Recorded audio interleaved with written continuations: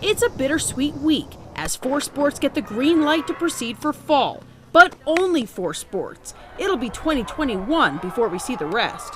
And the key thing that I keep telling them is be flexible and adaptable. Kent Denver field hockey coach Kathy James doubles as an epidemiologist. She has her own questions about the upcoming seasons. You know, the big question that I have as an epidemiologist that has very little answers as of right now, because the only way to answer it is time, and that is what is the long-term effects of being exposed and infected. We just don't know.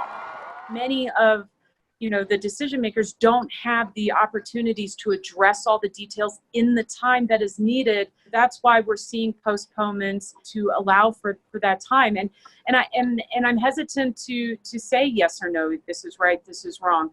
And that's why that adaptability is the important aspect. 1, 2, 3!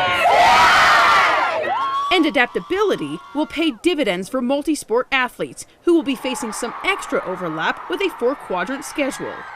Wearing both my parent hat and my coach hat, I have 2 boys that are 3-sport athletes. That's going to be a long January through June. It's doable. It will be tiring though. Let's go get this thing done. Let's go. Mullen football coach Jeremy Bennett had a pretty optimistic view of the postponement, except when it directly affected his kids' futures. That's the part that hurts, right? That's the part that we can't fix. You can't look at a senior in the eyes who maybe an FCS school said, hey, we want to evaluate your first 2 games.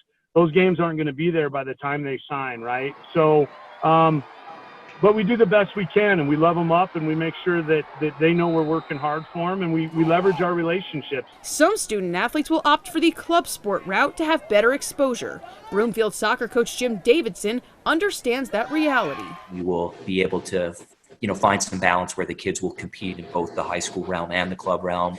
But I do believe there are going to be some clubs that are going to probably force the issue on kids and make them choose between one or the other. And there may be kids in our program that opt for the club.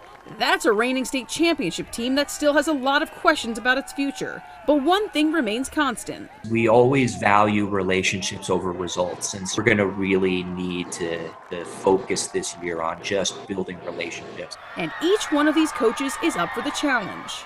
Let's go! Life hands us and deals us adversity consistently, and it really shows our true character on how we push through that and make the best of it.